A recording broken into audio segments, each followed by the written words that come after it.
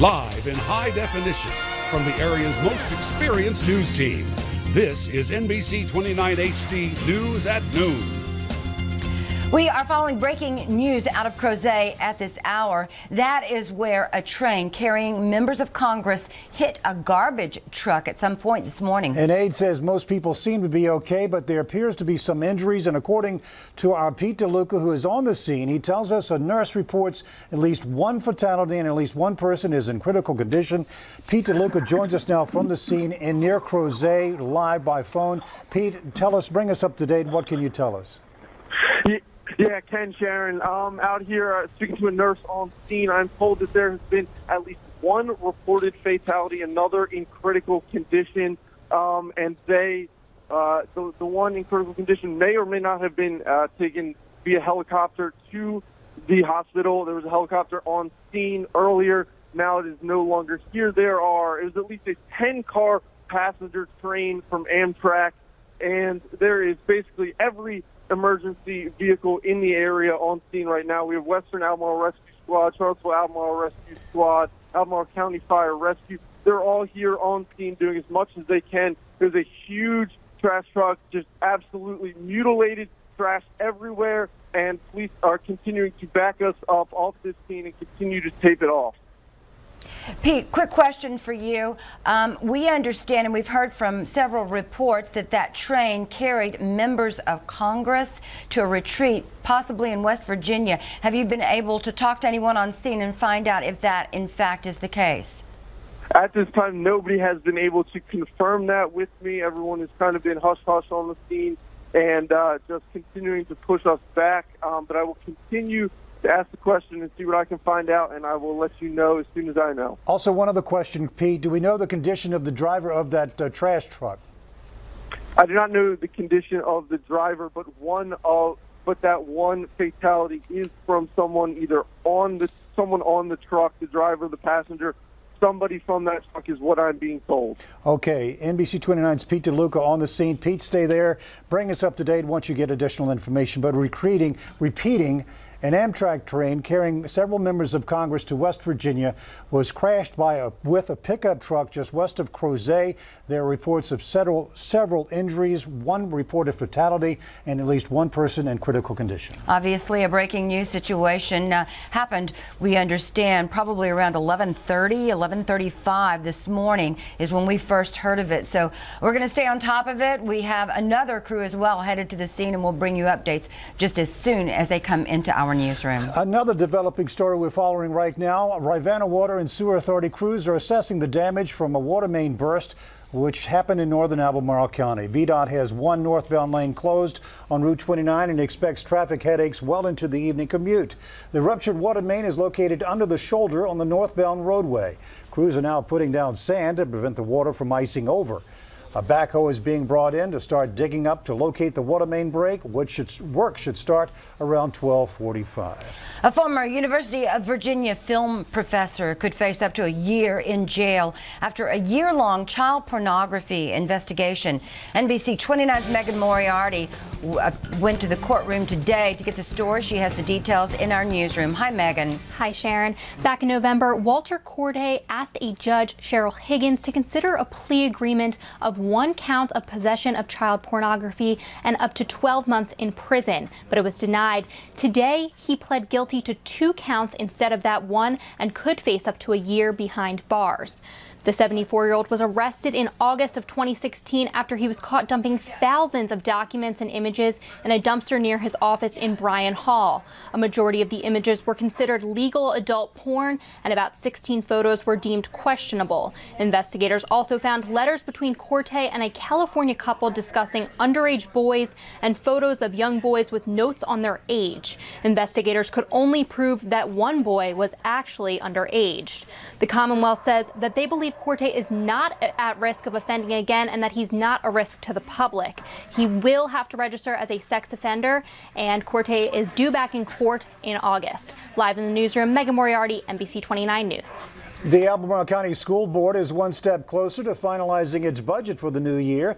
The school board held its final public hearing last night.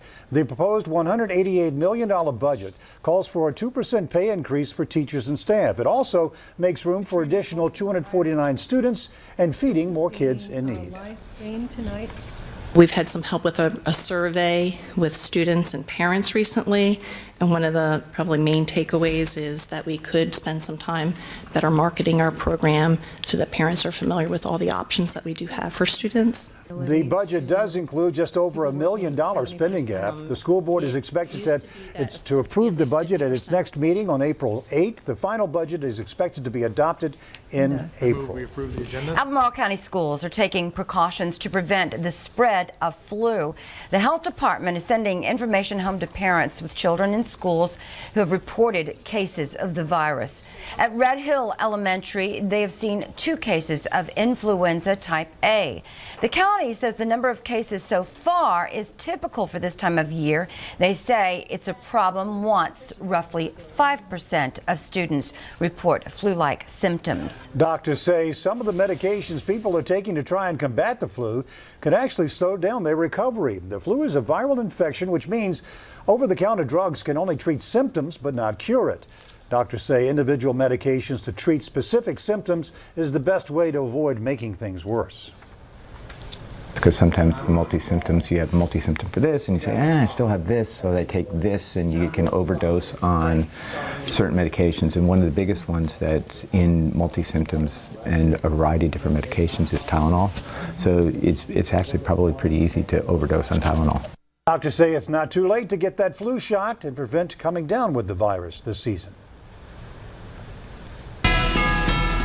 A former Virginia Tech student is in jail after investigators say he had an assault rifle and he tried to buy thousands of rounds of ammunition.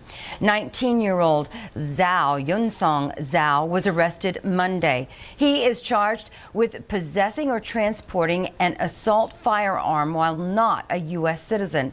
A warrant reveals Zhao tried to buy 5,000 rounds of ammo and had been researching bulletproof vests. Virginia Tech says as of yesterday, Zhao is no longer a student at the university, though he was one at the time of his arrest. He is facing up to 5 years in prison if he's convicted. Richmond International Airport is reaching new heights. Just over 3.6 million passengers traveled through the airport in 2017, which is a new record and up nearly 3% from 2016. This year, people flying out of Richmond will have more options. In March, Spirit Airlines will offer new daily flights to Orlando and Fort Lauderdale. United is also adding a second daily flight to Denver beginning in June. 11 environmental groups joined together to file a federal court appeal to review Federal Energy Regulatory Commission's, or FERC's, approval of the Atlantic Coast Pipeline. Wild Virginia, Appalachian Mountain advocates and others are arguing FERC failed to acknowledge or correct deficiencies in the analysis into potential impacts of that pipeline. They say the pipeline will cause severe environmental damages without much benefit to anyone except the corporation. Federal appeals are also being filed to fight other approvals from Virginia's State Water Control Board and the National Park Service. The Rutherford Institute is speaking out against a proposed bill in the state capitol that would classify domestic terrorist groups. The bill comes after last August's violent rally in Charlottesville. It would make domestic terrorism a state crime and make it illegal for people with ties to domestic terrorism groups to gather. The Rutherford Institute is calling on lawmakers to denounce the bill because they say it could undermine the First Amendment. In other words, they can show up in a march and people can be waiting to beat them up. The police are not going to be there to help them. The Rutherford Institute also claims that only the state police superintendent would get the final say if a group is designated as a domestic terrorist organization. They say such decisions need to be public and decided by a panel. A House subcommittee is expected to review a new measure that could impact the effort to relocate Albemarle County's courts. Last year, lawmakers did away with the mandatory rule requiring a voter referendum. Delegate Rob Bell is proposing a bill that would restore that requirement before a county can decide to move its courts to a new location. Bell says voters should have a say because moving the courts will cost millions of dollars. Albemarle County is trying to decide if it should move the courts out of downtown Charlottesville to a location near Rio Road and Route 29. State lawmakers are working to make Interstate 81 more safe and less congested. 16 delegates and senators signed a letter to members of Congress urging the federal government to fund improvements. They're also pushing several pieces of legislation in the General Assembly. One would require tractor trailers stay in the right lane through certain stretches of I-81. Another proposes a study of charging commercial truck tolls to pay for improvements. A community alliance group has been fighting the widening of the interstate since 1999. The direction that they're headed, I think, is a good one at the moment, and I'd like to see them continue doing that to address the specific issues where we need it, add pavement where we need it. Delegate Steve Landis also introduced a nearly $700,000 budget amendment to increase police enforcement in Augusta, Rockingham, and Shenandoah counties. The Charlottesville-Albemarle SPCA is welcoming some new, unexpected guests. Last Tuesday, staff arrived to find 13 puppies left as strays in their outside cage. No information was left, so it is not clear where they came from or what kind of breed they actually are. According to police, animal abandonment charges do not apply in this type of situation. So I'm really grateful that the puppies are here and that they are not abandoned somewhere in the cold, running loose or chained. So we're thrilled that we're able to care for these puppies.